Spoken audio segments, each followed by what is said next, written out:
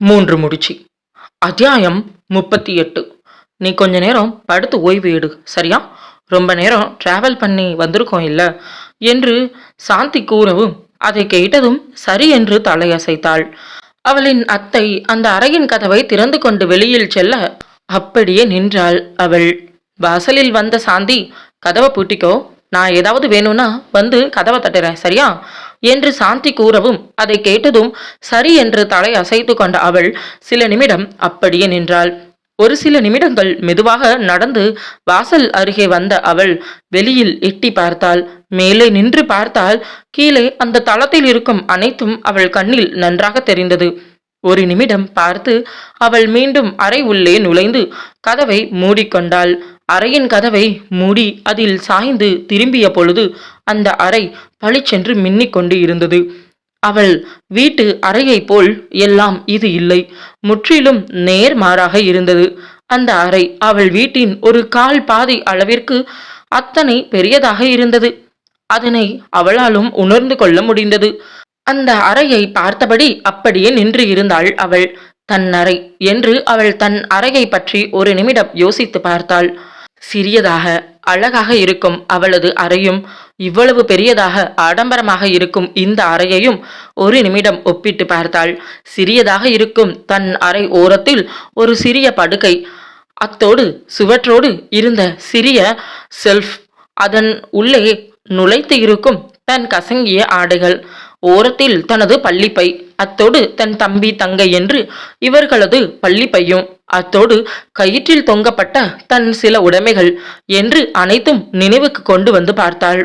அது பார்ப்பதற்கு கசங்களாகவும் அழுக்காகவும் வெளியில் இருப்பவர்களுக்கு தெரிந்தாலும் பழகிய அவளுக்கு மட்டும் தெரியும் அந்த இடத்தில் அவளுக்கு கிடைக்கும் சுகம் என்ன என்று. ஆனால் இந்த அறை முற்றிலும் நேர்மாறாக அந்த அறை அத்தனை பளிச்சென்று மின்னிக் கொண்டு இருந்தது.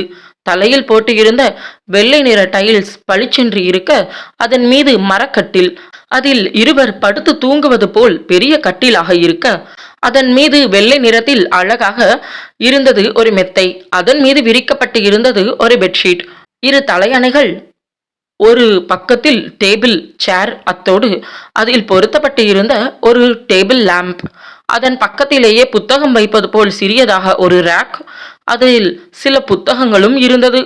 அதை ஒட்டியபடி இருந்த ஒரு பெரிய கபோர்டு, அதில் அவள் அத்தை கூறிய உடைமைகள் வைப்பதற்காக என்று உணர்ந்து கொண்டாள்.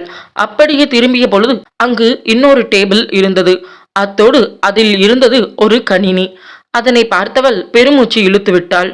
பாத்ரூம் அவளுக்கு என்று தனியாக என்று அனைத்தையும் ஒரு நிமிடம் பார்த்த அவள் அதனை பார்க்கும் பொழுது அவளுக்கு சந்தோஷம் வரவில்லை.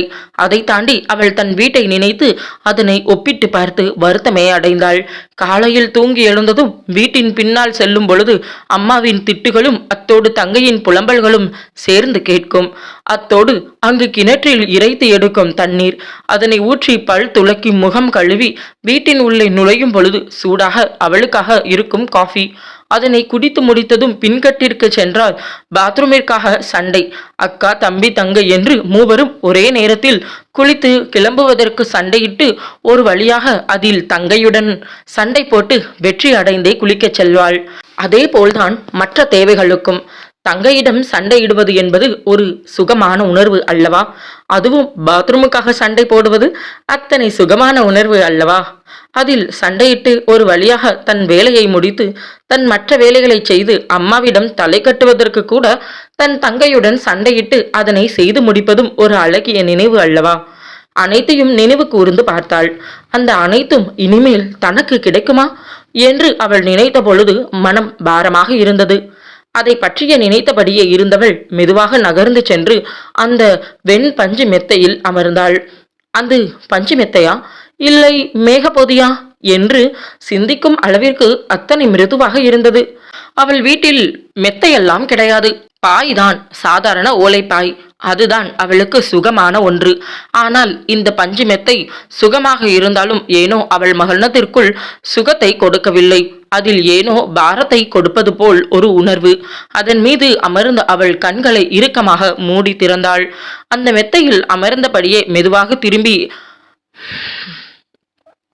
அந்த மெத்தையில் அமர்ந்தபடியே மெதுவாக திரும்பிய அவள் கண்ணில் பட்டது அந்த சிறிய டிவி. அதனை பார்த்ததும் சிரிப்புதான் வந்தது அவளுக்கு. இந்த அறையை விட்டு அவள் வெளியே செல்ல வேண்டிய அவசியமே இல்லை என்று அந்த நொடி அவளுக்கு தோன்றியது. அவளுக்கு தேவையான அனைத்துமே அந்த அறையின் உள்ளே இருப்பது போல் ஒரு உணர்வு. இப்படி இருந்தால் எப்படி நான் அறையை விட்டு வெளியில் செல்வேன்? இந்த வீட்டில் இருப்பவர்களுடன் எனக்கு எப்படி பழக்கம் வரும் என்று தோன்றியது.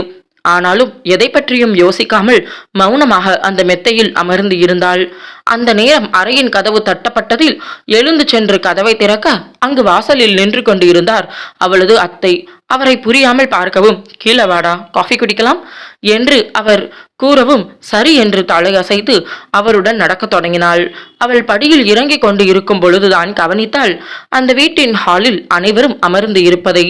அதை பார்த்ததும் அவள் அப்படியே ஒரு நிமிடம் நிற்கவும், முன்னால் நடந்து சென்று இருந்த சாந்தி தன் பின்னால் அவள் வராததை உணர்ந்து திரும்பி பார்க்கவும், அவள் அப்படியே நிற்பதை பார்த்து என்னடா என்று கேட்கவும், இல்ல அது என்று அவள் தயக்கத்தோடு அங்கு இருப்பவர்கள் மீது அவள் பார்வையை செலுத்தவும், அதெல்லாம் ஒன்றும் இல்லை, நீ இவங்க எல்லாரையும் பார்த்துதான் ஆகணும் என்று சாந்தி கூறவும் அவள் ஆம் என்று தலையசைத்தாள். அது என்ன அப்படின்னா, உனக்கும் கௌதமுக்கும் நடந்த கல்யாணத்தை பத்தி இவங்க யாருக்கும் தெரியாது என்று சாந்தி கூறவும் அதை கேட்டதும் அவள் சரி என்று தலையசைத்தாள். அதனால நீ அவங்க கிட்ட ஃப்ரெண்டாக ட்ரை பண்ணு சரியா என்று கூறவும் அவள் சரி என்று தலையசைத்து அவருடன் நடக்க தொடங்கினாள். ஹே, நாளைக்கு நம்ம 2 பேரும் பிங்க் கலர் ட்ரெஸ் போட்டுட்டு போகலாமா என்று ஹரிணி திவ்யாவிடம் கேட்க, அதற்கு திவ்யாவும் சூப்பர் போகலாமே, நான் பிங்க் கலர் ஃப்ராக் வச்சிருக்கேன், நீ என்று திவ்யா ஹரிணியை பார்க்கவும், என்கிட்டயும் அதே மாதிரி ஃப்ராக் இருக்கு, நம்ம தீபாவளிக்கு வாங்கணும் இல்ல என்று ஹரிணி கூறவும், சூப்பர்பா, நாளைக்கு நம்ம 2 பேரும் ஒரே மாதிரி ட்ரெஸ் போட்டுட்டு போகலாம் என்று இருவரும் பேசிக்கொண்டு இருக்க அதனை கேட்டுக்கொண்டபடியே அங்கு வந்து சேர்ந்தாள் அஸ்வினி. அனைவருக்கும் காஃபி கோப்பையை கொடுத்து இருந்த சாந்தி வந்து உட்காருடா என்று அஸ்வினியிடம் கூற தன் அம்மாவின் குரலில் திவ்யா நிமிர்ந்து பார்க்கவும் அவளுடன் ஹரிணியும் பார்த்தாள். இருவருமே அங்கு வந்து நின்ற புதிய பெண்ணை யார் என்று புரியாமல் பார்த்தனர். யார்மா இது என்று திவ்யா கேட்கவும் அதை கேட்ட சாந்தியோ ஒரு நிமிடம் தன் மகளை பார்த்து, இது அஸ்வினி தெரியலையா என்று கேட்கவும், அஸ்வினி என்று அவள் புரியாமல் பார்க்கவும், உன் மாமாவோட பொண்ணு, இப்ப கூட நம்ம ஃபங்க்ஷன் அட்டன் பண்ண போனோமே என்று சாந்தி ஞாபகப்படுத்தவும் அதை கேட்டதுமே ஓகேமா ஓகே என்று கூறிய திவ்யா ஹாய் என்று ஒரு சிறு தலையசைப்போடு திரும்பி கொண்டாள். ஹாய் என்று தானும் ஒரு மெல்லிய புன்னகையோடு அவளை பார்க்க அவளோ மீண்டும் ஹரிணியுடன் பேச தொடங்கிவிட திவ்யா என்று சாந்தி அழைக்கவும் என்னம்மா என்று அவள் சோர்வோடு திரும்பி தன் அம்மாவை பார்க்க, இனிமேல் அஸ்வினி நம்ம வீட்டில தான் தங்க போறா என்று கூறவும் எதுக்கு என்று அவள் வேகமாக கேட்க, அந்த கேள்வி தான் இங்கு இருப்பதற்கு அவளுக்கு விருப்பம் இல்லை என்பதை அவள் பேச்சிலேயே உணர்ந்து கொண்டு இருந்தாள் அஸ்வினி. அவளுக்கு என்ன பேசுவது என்று தெரியவில்லை. அவள் அமைதியாக நின்றுவிட, என்ன எதுக்குன்னு கேட்கிற, அவ படிக்கிறதுக்காக இங்க வந்து இருக்கா என்று சாந்தி கூறவும், அவங்க ஊர்ல நல்ல ஸ்கூல் இல்லையாத்த, அதான் இங்க வந்திருக்காங்களா என்று சிரிப்போடு ஹரிணி கேட்கவும் அதை கேட்டதுமே அஸ்வினிக்கு சுருக்கென்று இருந்தது. எங்க ஊர்ல பள்ளிக்கூடம் இல்லையா, எங்க ஊர்ல நல்ல பள்ளிக்கூடம் இருக்கு, என் வீடு கூட இருக்கு என்று மனதிற்குள் நினைத்தபடி அவள் பார்த்து கொண்டு இருக்க, ஹரிணி இப்படி பேசக்கூடாது என்று அவள் பாட்டி கூறவும் அதை கேட்டதுமே, நான் எதுவும் தப்பா பேசலையே பாட்டி, அந்த ஊர்ல எப்படிதான் நீங்க வாழ்ந்துட்டு இருக்கீங்களோ, அப்பா எவ்வளோ ஹீட்டு தெரியுமா, சும்மா இருக்கவே முடியல, நான் இப்படி ஒரு ஊருக்கு போனதே கிடையாது தெரியுமா, ஊருனா இப்படிதான் இருக்கணும் என்று தங்கள் ஊரை அவள் பெருமையாக பேச அமைதியாக அவளை ஒரு பார்வை பார்த்து விட்டு எதுவும் பேசாமல் அங்கு நின்று இருந்த அஸ்வினியை அமைதியாக அனைவரும் ஒரு பார்வை பார்த்தனர். அத்தியாயம் 39. அஸ்வினி நின்று கொண்டு இருப்பதும் மற்றவர்கள் அமர்ந்து அவளிடம் கேள்வி கேட்டுக் கொண்டிருப்பதையும் பார்த்த சுப்பிரமணி போதும் என்று அழுத்தமாக கூற அதில் தன் அப்பாவை பார்த்தாள் திவ்யா. என்ன, நாங்க தான் அஸ்வினிய இங்க கூட்டிட்டு வந்திருக்கோம், இது எங்க வீடு, இங்க யார் தங்கணும் தங்கக்கூடாது என்பதை நாங்க தான் முடிவு பண்ணணும். திவ்யா, நீ ஒன்றும் பெரிய பொண்ணு கிடையாது, சின்ன பொண்ணு, உன் வயசுக்கு தகுந்த மாதிரி நடந்துக்கிட்டா நல்லா இருக்கும்னு தோணுது என்று சுப்பிரமணி அழுத்தமாக சொல்லவும் அதை கேட்டதுமே அவள் மௌனமாகினாள். ஹரிணி, நீயும் அப்படித்தான், இந்த வீட்டுல உனக்கு எந்த அளவுக்கு உரிமை இருக்குதோ அதே அளவுக்கு எல்லா உரிமையும் அஸ்வினிக்கும் இருக்கு, உன்னை விடவும் அதிகமாகவே என்று அழுத்தமாக அவள் தன் மகனின் மனைவி என்பதை சிறு அழுத்தம் கொடுத்தார். ஆனால் ஹரிணிக்கு அது புரியவில்லை. அவளுக்கு புரிந்தது எல்லாம் இந்த வீட்டில் தன்னை விட அவளுக்கு அதிக உரிமை இருக்கிறது என்பதை மட்டுமே. அதில் அவள் வெறுப்போடு அங்கு நின்று இருந்த அஸ்வினியை பார்க்க திவ்யாவோ கோபத்தில் அவளை பார்த்தாள். வந்த உடனேயே தன் அப்பாவிடம் பேச்சு வாங்கி கொடுத்து விட்டாள் என்று அவளை பார்க்கும் பொழுது எரிச்சலாக இருந்தது. அதற்கு காரணம் இருந்தது. அந்த வீட்டில் கடைசி பெண் திவ்யா. 2 அண்ணன்களுக்கும் வீட்டில் அனைவருக்கும் கடைசியாக திவ்யா இருக்க அந்த வீட்டின் ஒரு குட்டி இளவரசி போல்தான் அனைவரின் முன்பும் நடந்து வருவாள். அப்படி இருக்கும் பொழுது இப்பொழுது அவளை இப்படி திட்டுவதும் அவளது அப்பாவின் எச்சரிக்கையும் அவள் மீது எரிச்சலையும் கோபத்தையும் ஒரே நேரத்தில் ஏற்படுத்தியிருந்தது. கிச்சனில் இருந்து காஃபி கோப்பையோடு வெளியில் வந்த சாந்தி அஸ்வினியின் கையில் கொடுத்து உட்கார்ந்து குடி என்று கூறவும், இல்ல அத்த பரவாயில்ல என்று அவள் கூறவும், அங்கு இருந்த இருக்கையை அமர்வதற்கு தயங்கவும், அட உட்காருமா என்று சுப்பிரமணி கூற அதை பார்த்து கொண்டு இருந்த ஹரிணி, அத்த அவங்க வீட்டுல இதெல்லாம் கிடையாது, இப்படியெல்லாம் உட்கார சொன்னா அவளுக்கு எப்படி தெரியும், இந்த தரையில வேணும்னா உட்கார சொல்லுங்க, உட்கார்ந்துப்பா என்று ஹரிணி சொல்ல அந்த வார்த்தையை கேட்டுக்கொண்டு இருந்த சாந்திக்கு ஒரு மாதிரியாக இருந்தது. என்ன இப்படி பேசுகிறாள் என்று அவர் பார்க்கவும் அதை பார்த்து கொண்டு அங்கு வந்த லட்சுமி பாட்டி, என்னடி வாய் ரொம்ப அதிகமாயிடுச்சு போல என்று கூறவும் அதை கேட்டதுமே தாங்கள் அமர்ந்து இருந்த சோஃபாவில் இருந்து எழுந்து கொண்டபடியே, என்னமோ பண்ணிட்டு போங்க, உண்மையை சொன்னா எல்லாருக்கும் ரொம்ப கஷ்டமா இருக்குது என்று கூறிய இருவரும் அவளை பார்த்தபடி வேகமாக படி ஏறி தங்கள் அறையை நோக்கி நகர்ந்தனர். அந்த இருக்கையில் அமர்வதற்கு கூட ஒரு மாதிரியாகி போனது அஸ்வினிக்கு.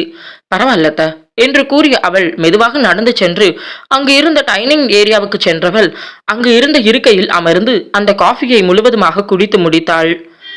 கிச்சனுக்கு சென்று தான் குடித்த காஃபி கோப்பையை கழுவி வைத்துவிட்டு அவள் அத்தை காய்கறியை எடுத்து வைப்பதை பார்த்ததும் ஏதாவது உதவி பண்ணட்டுமா என்று அவள் கேட்கவும், ஒன்னும் பண்ண வேண்டாம், போய் படுத்து தூங்கி ரெஸ்ட் எடு, நைட்டு சாப்பாட்டுக்கு கூப்பிடுறேன், நீ ரூம்ல ஓய்வு எடு, அதுக்கப்புறம் நல்லா படுத்து தூங்கு, ஓகேவா, காலையில ஸ்கூலுக்கு போகணும் என்று சாந்தி கூறவும் அவள் அமைதியாக சரி என்று தலையசைத்து நேராக படியேறி மாடிக்கு சென்றாள்.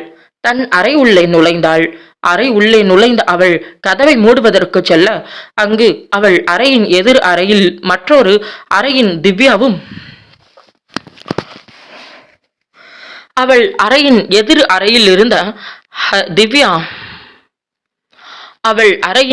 அறையில் இருந்த திவ்யாவும் ஹரிணியும் அவளை முறைத்து பார்த்து கொண்டிருந்தனர். அதனை பார்த்ததும் அஸ்வினிக்கு ஒரு மாதிரியாகிவிட கதவை மூடி லாக் செய்து அவள் அமைதியாக மெத்தையில் சென்று அமர்ந்து கொண்டாள். எதை பற்றியும் யோசிக்க முடியவில்லை. மனம் ஒரு நிலையில்லாமல் தவித்து கொண்டு இருந்தது. அப்படியே அமர்ந்து இருந்த அவள் அந்த மெத்தையில் கண் மூடி படுத்து கொண்டாள். உடல் சோர்வாக இருந்தாலும் ஏனோ அவளுக்கு அந்த கட்டாந்தரையில் படுத்து தூங்கும் அந்த சுகம் இல்லாமல் போனது. சில நிமிடத்தில் இரவு உணவிற்கு அழைக்க கீழே சென்ற பொழுது அங்கே ஏற்கனவே டைனிங் டேபிளில் அமர்ந்து இருந்த இருவரும் அவளை ஏளனமாக ஒரு பார்வை பார்த்தனர். அதை பார்த்த அவளுக்கு ஒரு மாதிரியாக இருக்க அவள் தடுமாற்றத்தோடு அங்கு அமரவும், சாப்பிடுடா என்று அவள் தட்டில் உணவை வைக்க, போதும் அத்த என்று கூறி தன் உணவை மட்டுமே கவனத்தை செலுத்தினாள். உணவை உண்டு முடித்த அவள் போதும் என்று எழுந்து கையை கழுவி தட்டையும் கழுவி வைத்துவிட்டு நேராக தன் அறைக்கு சென்று படுத்து கொண்டாள்.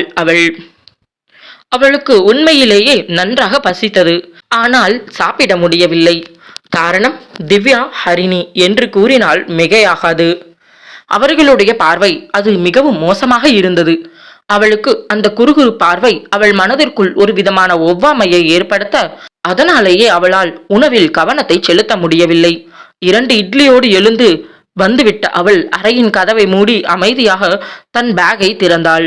அதன் உள்ளே இருந்த ஒரு உடையை எடுத்து தன் பாத்ரூமில் நுழைந்து சில நிமிடத்திற்குள் உடையை மாற்றி வெளியில் வந்த அவள் மெத்தையில் சென்று படுத்து கொண்டாள்.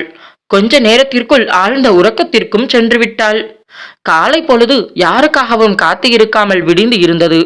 தூக்கத்தில் இருந்து முதலில் கண் விழித்த அவள் ஒன்றுமே புரியாமல் தன் கண்களை சுழலவிட்டு பார்த்த அவளுக்கு தான் எங்கே இருக்கிறோம் என்று சுத்தமாக புரியவில்லை.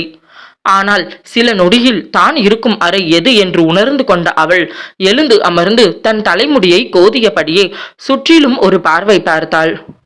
கடவுளே, நம்ம எங்க இருக்கிறோம் என்று எழுந்து அமர்ந்தவள் தன் இரு கைகளையும் ஒன்றாக கூப்பி கடவுளுக்கு நன்றி கூறி தான் அமர்ந்து இருந்த மெத்தையில் இருந்து மெதுவாக இறங்கி பாத்ரூம் சென்று விட்டு வெளியில் வந்த அவள் மின் விசிறியை அணைத்து மெத்தையை ஒழுங்குபடுத்தி அந்த ஜன்னல் கதவை திறந்து வெளியில் பார்க்க சூரியன் இன்னும் வெளியில் எட்டி கூட பார்க்கவில்லை.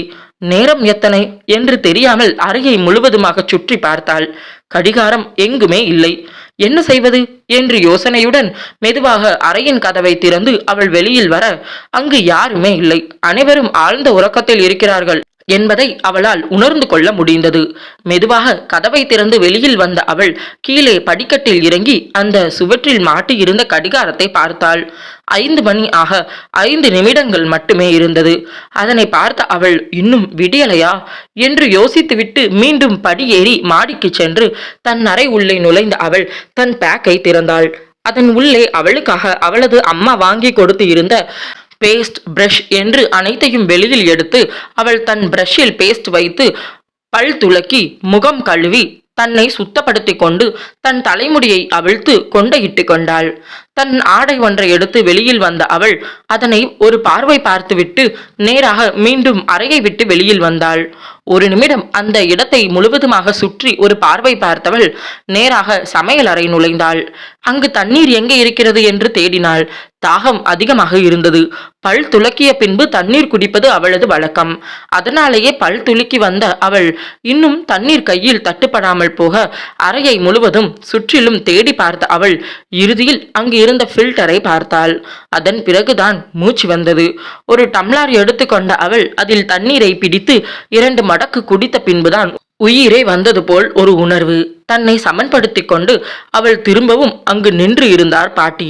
அவரை பார்த்ததும் ஒரு நிமிடம் பயந்து போன அவள் தன் நெஞ்சின் மீது கையை வைத்து தன்னை சமன்படுத்தி கொண்டு காலை வணக்கம் பாட்டி என்று அவள் கூறவும் தலையசைத்து அதை கேட்டதுமே அவர் தலையசைத்து எழுந்துட்டியா என்று கேட்கவும் ஆம் என்று அவள் தலையசைக்க இன்னைக்கு வெள்ளிக்கிழமை என்று அவர் சொல்லவும் ஆமா என்று அவள் தலையசைக்க அது என்ன அப்படின்னா வெள்ளிக்கிழமை நீ ஒவ்வொரு வாரமும் கோவிலில் போய் சாமி கும்பிட்டுட்டு கௌதம் பேர்ல அர்ச்சனை பண்ணிட்டு அதுக்கப்புறம் விளக்கு போடணும் என்று சொல்லவும் அதை கேட்டதும் அவள் சரி என்று தலையசைத்தாள். இன்னைக்கு நான் உன்னை கோவிலுக்கு கூட்டிட்டு போறேன், குளிச்சுட்டு ஒரு நல்ல சுடிதார் போட்டு ரெடியா நில்லு என்று கூறவும் அதை கேட்டதும் அவள் சரி என்று தலையசைத்தாள். போ என்று கூற அதற்கு மேல் அந்த இடத்தில் நிற்காமல் வேகமாக படியேறி மேலே சென்றாள். தன் அறை உள்ளே நுழைந்த அவள் தன்னை சமன்படுத்தி கொண்டு பாத்ரூம் சென்று குளித்து முடித்து வெளியில் வந்த அவள் அங்கு மஞ்சளும் சிகப்பும் கலந்தது போல் இருந்த அந்த காலர் வைத்த சுடிதாரை மாற்றிக்கொண்டாள். கீழே கேட்ட பேச்சு குரல் அனைவரும் முழித்து விட்டார்கள் என்று தோன்றியது. தலையில் கட்டியிருந்த துண்டை அவிழ்த்து நன்றாக தலையை துவட்டி 2 பக்கமும் கொஞ்சமாக முடியை எடுத்து ஒரு சிறிய கிளிப்பை அதில் மாட்டிக்கொண்டாள். தன் இரு புருவங்களுக்கும் நடுவில் ஒரு பொட்டு வைத்து கொண்ட அவள் அந்த பாக்ஸில் இருந்த குங்குமச்சிமிலை அதன் உள்ளே இருந்த குங்குமம் நிரப்பி இருக்க அதனை பார்த்த அவள் தன் மோதிர விரலில் கொஞ்சமாக குங்குமத்தை எடுத்து தன் முடிக்கு உள்ளே அந்த நெற்றி வகுட்டில் வைத்து கொண்ட அவள் தன்னை ஒரு நிமிடம் கண்ணாடியில் பார்த்தாள். அந்த அறையின் கதவு தட்டப்பட்டதின் சத்தத்தில் நெற்றியில் கொஞ்சமாக குங்குமத்தை வைத்து கதவை திறந்த அவள் அங்கு நின்று இருந்த புதியவரை பார்த்து யார் என்று புரியாமல் யார் நீங்க என்று கேட்கவும் உன்னை லட்சுமி அம்மா கீழே கூப்பிட்டாங்க என்று கூறவும் அதை கேட்டதும் சரி நீங்க கீழே போங்க, நான் இப்ப வந்துடுறேன் என்று கூறி அங்கே கிடந்த துப்பட்டாவை எடுத்து தன் தோளில் போட்டுக்கொண்டு கீழே இறங்கினாள். அதே நேரத்தில் எதிர் அறையின் கதவை திறந்து கொண்டு வெளியில் வந்தாள் ஹரிணி. இருவரும் ஒருவரை ஒருவர் பார்த்து கொண்டனர். ஹரிணியின் முகத்தில் அப்பட்டமான வெறுப்பு அவள் கண்களில் நன்றாக தெரிந்தது. அந்த வெறுப்பை பார்த்த அவளுக்கு ஒரு மாதிரியாக இருக்க அப்படியே ஒரு நிமிடம் நின்று விட்டாள். ஹரிணியின் வெறுப்பு அஸ்வினியை பாதிக்குமா? அத்தியாயம் 40.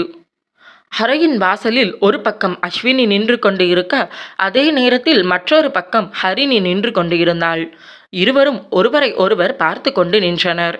அஸ்வினியோ குளித்து முடித்து அழகாக ஒரு சுடிதாரையும் அணிந்து கொண்டு மங்களகரமாக அவள் ஒரு பக்கம் நிற்க, அதற்கு அப்படியே முற்றிலும் நேர்மாறாக தூங்கி எழுந்ததும் தொடை வரை இருக்கும் ஒரு சிறிய ஷார்ட்டும் ஷர்ட்டும் அணிந்து விரித்து விடப்பட்ட கூந்தல் கசங்கி இருக்க, முகம் தூக்கத்திலிருந்து அவள் அப்படியே எழுந்து வந்து இருக்கிறாள் என்பதை அப்பட்டமாக காட்டும் விதமாக இருந்தது.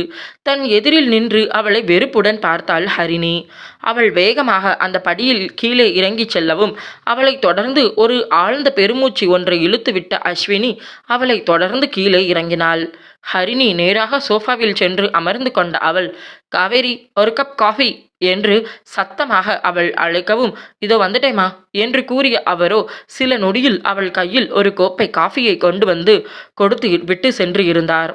அதை வாங்கி அவள் அமைதியாக குடித்து கொண்டு இருக்க, தரைத்தளத்திற்கு வந்து இருந்த அஸ்வினி இப்பொழுது எங்கு செல்ல வேண்டும் என்று தெரியாமல் விழித்து கொண்டு நின்று இருந்தாள். லக்ஷ்மி என்று கூறினாரே, அவர் யார் என்று அவளுக்கு சுத்தமாக தெரியவில்லை. பாட்டி என்று கூறியிருந்தால் தெரிந்து இருக்குமோ என்னவோ. அவள் தெரியாமலேயே நின்று கொண்டு இருக்க, அறையை விட்டு வெளியில் வந்த சாந்தி அங்கு நின்று இருந்த அஸ்வினியை பார்த்து அஸ்வினி என்று அழைக்கவும், அத்தை என்று அவரை பார்த்து அவள் மெதுவாக அவரின் அருகில் நெருங்கிச் சென்றாள். என்னம்மா, அதுக்குள்ளே கிளம்பிட்டியா கோவிலுக்கு என்று கேட்கவும், ஆம் என்று தலையசைத்த அவள், பாட்டி கிளம்பி இருக்க சொன்னாங்க என்று கூறவும், சரி சரி என்று தலையசைத்து கொண்ட அவர், நான் பூஜைக்கு எல்லாத்தையும் எடுத்து வைக்கிறேன் என்று கூறவும், அவள் சரி என்று தலையசைக்க, தேவையான அனைத்தையும் ஒரு பூஜை கூடையில் எடுத்து அதனை டைனிங் டேபிளில் வைத்தார்.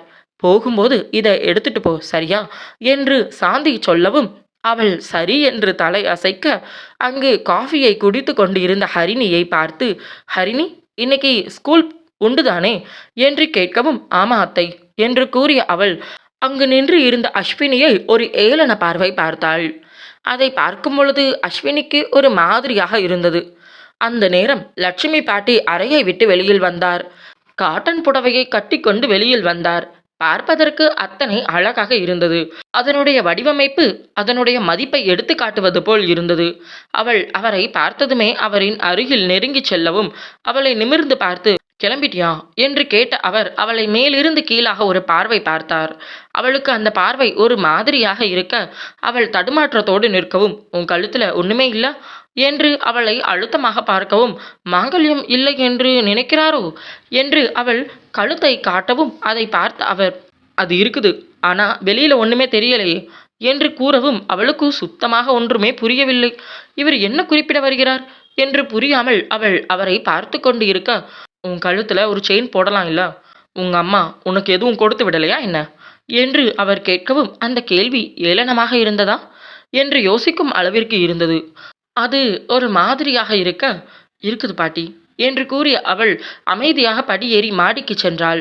அங்கு அவள் அத்தை அவளுக்காக தங்கத்தில் செய்து வாங்கிய அந்த செயினை கையில் எடுத்தாள். அதனை எடுத்து தன் கழுத்தில் மாட்டிக்கொண்ட அவள் அதனை வெளியில் தெரியும்படி கழுத்தில் போட்டுக்கொண்டாள். மீண்டும் கீழே வரவும் அந்த செயினை ஒரு பார்வை பார்த்த அவர், நல்லா தான் இருக்கு, எத்தனை பவுனு என்று கேட்கவும், அவர் என்ன கேட்கிறார் என்று புரியாமல் பார்க்க, தங்கம் இல்லையா என்று கேட்கவும், இல்ல தங்கம்தான் என்று அவள் கூறவும், அப்ப எத்தனை பவுனு என்று கேட்கவும், அதெல்லாம் அவளுக்கு எப்படி தெரியும், கொடுத்தார்கள் வாங்கி கொண்டாள். பரிசு கொடுப்பதற்கு ஒரு நல்ல மனம் வேண்டும். அந்த நல்ல மனம் உள்ளவர்களிடம் சென்று, இது எத்தனை பவுன், தகுதி இருக்கிறதா என்று விசாரிக்க முடியும். அவர் பேச்சு அவளுக்கு சுத்தமாக பிடிக்கவில்லை. ஆனாலும் வெளியில் காட்டிக்கொள்ள முடியவில்லை. காரணம், அவள் அம்மா சொல்லிதானே அனுப்பி வைத்திருந்தார். அதனால் எதுவும் பேசாமல் அவள் மௌனமாக இருக்கவும், அவள் தலைமுடியை பார்த்து, பின்னி போடு, பூவை உன் தலையில நீ குளிச்ச நாளை தவிர மற்ற எல்லா நாளும் பூ இருக்கணும் என்று கூறவும், அதை கேட்டதும் அவள் சரி என்று தலையசைத்தாள். காலையில் சாயந்தரம் அப்படின்னு பூ வாங்கி தருவாங்க, வச்சுக்கிட்டே இருக்கணும், புரியுதா என்று லட்சுமி கேட்கவும், அவள் சரி என்று தலை அசைத்து அவள் நிற்கவும், இங்கே நின்றுட்டு இருக்க, போ அங்கே போய் எடுத்துட்டு வா, உனக்கு எல்லாம் செய்கிறதுக்கு ஒரு ஆள் வருவாங்கன்னு நினைக்கிறியா என்று அந்த காலத்தில் இருந்த அந்த பாட்டியோ அவளை வேலை வாங்கி கொண்டு இருக்க, அந்த வீட்டிற்கு நேற்று வந்து சில நிமிடங்கள் மட்டுமே இருந்த இன்று எங்கு என்ன இருக்கிறது என்று தெரியவா போகிறது. அவள் சரி என்று தலையசைத்து கிச்சன் உள்ளே நுழைந்து, அத்தை பூவு என்று தன் அத்தையை பார்க்கவும், சாரிடா கொடுக்க மறந்துட்டேன் என்று கூறி ஃப்ரிட்ஜின் உள்ளே இருந்த அந்த கவரை திறந்து அதில் இருந்த மல்லிகை பூவை எடுத்து கொடுக்கவும், அதனை வாங்கி பார்த்த அவளுக்கு இவ்வளவா என்று சோர்வாக இருந்தது. மல்லிகை பூ பிடிக்கும், ஆனால் அதனை ஒரு அளவாக வைத்தால் பிடிக்கும். ஆனால் அதுவே அளவுக்கு மீறினால் தலைவலியை உண்டு செய்துவிடும் அல்லவா? அதனால் அவள் தயக்கத்தோடு பார்க்கவும், என்ன பார்த்துட்டே இருக்க, சீக்கிரம் வச்சுட்டு வா, கோவில் போக வேண்டாமா என்று அவர் அழுத்தமாக கேட்க, அதில் இதோ வந்துட்ட பாட்டி என்று கூறிய அவள் தடுமாற்றத்தோடு அதனை தன் தலையில் வைத்து கொண்டாள். வா என்று முன்னால் நடந்து செல்ல அவருக்கு பின்னால் நடந்து சென்றாள் அவள். அந்த காரின் அருகில் சென்று அவர் காரின் கதவை திறந்து உள்ளே அமர்ந்து அவளை பார்த்து, பூஜை கூட எங்க என்று கேட்கவும், அதை கேட்டதும் தான் அட என்று அவள் திணறலோடு பார்க்கவும், எல்லாம் உன்கிட்ட சொல்லணுமா, உள்ள இருந்து எடுத்துட்டு வா என்று அழுத்தமாக அவர் சொல்லவும், அதை கேட்டதும் சரி என்று தலையசைத்து அந்த வீட்டின் உள்ளே நுழைந்த அவள் டைனிங் டேபிளில் இருந்த பூஜை கூடையை எடுத்து வெளியில் வந்தாள். இங்கு நடக்கும் அனைத்து காட்சிகளையும் அமைதியாக பார்த்து கொண்டு இருந்த ஹரிணியின் இதழில் ஒரு ஏளன புன்னகை இருந்தது. எதனால் இந்த புன்னகை என்று கேட்டால் அது அவளுக்கே தெரியவில்லை. ஏனோ அவள் பாட்டி அதட்டி உருட்டுவது பிடித்து இருந்தது. அவளை இதே போல் செய்ய வேண்டும் என்று மனதிற்குள் நினைத்து கொண்ட ஹரிணி எழுந்து நேராக மாடி அறைக்கு சென்றாள். திவ்யா திவ்யா என்று அங்கு தூங்கிக் கொண்டு இருந்த அவளை போட்டு எழுப்பவும், என்னடி என்று தூக்கத்தில் மெதுவாக அவளை பார்க்கவும், இன்னைக்கு என்ன நடந்துச்சு தெரியுமா, அந்த அஸ்வினிய பாட்டி நல்லா திட்டினாங்க என்று கூறவும், அப்படியா என்று அத்தனை தூக்கத்திலும் அவளுக்கு அத்தனை ஆனந்தத்தை கொடுத்தது அந்த வார்த்தை. நேத்து நம்மள மாமா கிட்ட திட்டு வாங்க விட்டா இல்ல, இன்னைக்கு பாட்டி கிட்ட நல்ல வசமா மாட்டிக்கிட்டா. எத்தனை பேச்சு தெரியுமா, எனக்கு சிரிப்பா வந்துச்சு என்று ஹரிணி கூறவும், ஐயோ என்னையும் கூட்டிட்டு போயிருக்கலாம் இல்ல என்று திவ்யா வருத்தமாக கூறவும், போடி, நான் என்ன அப்படி பாட்டி திட்டுவாங்கன்னு கனவா கண்டேன் என்று சிரிப்போடு அவள் சொல்லவும், சரி ஒன்றும் பிரச்சனை இல்லை, நாளைக்கு பார்த்துக்கலாம், சரி எழுந்துரு, ஸ்கூல் போகணும் என்று ஹரிணி கூறவும், இருவரும் வேறு வழியே இல்லாமல் கடினப்பட்டு குளித்து உடையை மாற்றி பள்ளிக்கு கிளம்பினர். அதே நேரம் அந்த துர்க்கை அம்மன் கோவில் முன்பு வாகனம் வந்து நிற்க அதில் இருந்து இருவரும் இறங்கிக் கொண்டனர். இருவரும் ஒன்றாக அந்த கோவில் உள்ளே நடக்க தொடங்கினர். நேராக அந்த அம்மன் சன்னதி முன்பு சென்று நின்ற அவர் அவள் கையில் இருந்த பூஜை கூடையை அங்கு இருவரும் அர்ச்சகரிடம் கொடுக்க கூற, அவர் வந்த உடனேயே அவரின் கையில் கொடுத்தாள். யார் பேர்ல அர்ச்சனை என்று கேட்கவும், கௌதம், அஸ்வினி நட்சத்திரம் என்று அவர் கூறவும், அதனை கேட்டதுமே அதனை அர்ச்சகர் சொல்லியபடி அந்த அம்மன் சன்னதி உள்ளே நுழையவும் அதனை பார்த்து கொண்டு நின்றாள். அவள், நல்லா கேட்டுக்கிட்டியா, கௌதம் அஸ்வினி நட்சத்திரம் என்று கூறவும், கேட்டுச்சு என்று அவள் தலை அசைக்கவும், இனிமே நீதான் கொடுக்கணும் என்று பாட்டி கூறவும் அவள் சரி என்று தலையசைத்தாள். சில நிமிடத்திற்குள் அர்ச்சனை செய்து அவளின் கையில் கூடை வந்து சேர அத்தோடு கொஞ்சம் பூவும் வந்து சேர்ந்தது. அதை எடுத்து தலையில வச்சுக்கோ என்று கூறவும் அவள் சரி என்று அதில் இருந்த பூவை தலையில் எடுத்து வைத்து கொண்ட அவள் குங்குமத்தை நெற்றியில் வைத்து கொண்டாள். வா போகலாம் என்று அந்த சன்னதியை விட்டு இருவரும் இறங்கி நடக்க தொடங்கினர். விளக்கு போடணும், அங்க இது உள்ள எலுமிச்சை பழம் இருக்கு பாரு என்று அவர் பூஜை கூடையை காட்டவும் அதனுள் கிடந்த எலுமிச்சை பழத்தை எடுத்து அவள் பார்க்க, இதுல 4 எலுமிச்சை பழம் இருக்குது பாரு என்று காட்டவும் அதை வெளியில் எடுத்து பார்த்தாள். ஆம் என்று தலை அசைக்க, அதை 2ஆ வெட்டி அதில் பிழிஞ்சி அதுக்கப்புறம் அதை நான் சொல்ற மாதிரி பண்ணு என்று கூறவும் அவள் சரி என்று தலை அசைத்தாள். அங்கு இருந்த திண்டில் அமர்ந்து அவர் கூற கூற அவள் எலுமிச்சை பழத்தை வெட்டி அழகாக அவர் சொல்லியது போல் அதனை உள்ளே நெய்யை ஊற்றி திரியை வைத்து 7 எலுமிச்சை விளக்கை வரிசையாக வைத்து தீப்பெட்டியின் உதவியோடு பொருத்திவிட்டாள். அழகாக அது எரிந்தது. அதனை பார்த்த பின்புதான் அவருக்கு நிம்மதியாக இருந்தது. சரி, இப்ப என்ன பண்ற, கோவிலை சுத்தி 108 முறை அடிப்பிரதட்சணம் பண்ற என்று கூறவும் அவள் அடிப்பிரதட்சணம் என்று புரியாமல் பார்க்கவும், இது கூட தெரியாதா உனக்கு என்று சலிப்பாக அவர் கேட்கவும், தெரியவில்லை என்று அவள் தலை அசைக்க, ஒவ்வொரு அடிக்கும் 1 கணக்கு பண்ணிக்கோ என்று கூறவும் அதை கேட்டதும் அவள் சரி என்று தலையசைத்து ஒவ்வொரு அடியாக எடுத்து வைத்தாள். 1 2 என்று 108 அடிகள் எடுத்து வைத்து அவள் மீண்டும் அந்த கோவில் சன்னதியை அடைந்த பொழுது அத்தனை சலிப்பாக இருந்தது அவளுக்கு. தன் முன்னால் நின்று இருந்த பாட்டியை பார்க்கவும், இதை ஒவ்வொரு வாரமும் வந்து பண்ணணும், வெள்ளிக்கிழமையும் செவ்வாய்க்கிழமையும் என்று அவர் கூறவும் அவள் சரி என்று தலையசைத்தாள். காலையில எழுந்ததும் எதுவும் சாப்பிடக்கூடாது, குளிச்சு முடிச்சதும் நேரா கோவிலுக்கு தான் வரணும், இதை பண்ணிட்டு அதுக்கப்புறம் நீ வீட்டில் வந்து என்ன வேணும்னாலும் சாப்பிட்டுக்கோ என்று கூறவும் அவள் சரி என்று அதற்கும் தலையசைத்தாள். பாட்டியின் இந்த கண்டிப்பு அஸ்வினியின் மனதை காயப்படுத்துவதை அறிந்து செய்தாரா இல்லை அறியாமல் செய்தாரா? அஸ்வினி நிலை என்னவோ. கதையை தொடர்ச்சியாக கேட்க மறக்காம சேனலை சப்ஸ்கிரைப் பண்ணிக்கோங்க. வீடியோ பிடிச்சிருந்தா லைக் பண்ணிக்கோங்க. இந்த வீடியோ எப்படி இருந்துச்சுன்னு மறக்காம கீழே இருக்கக்கூடிய கமெண்ட் பாக்ஸில் சொல்லிடுங்க. தேங்க்யூ ஃபார் வாட்சிங்.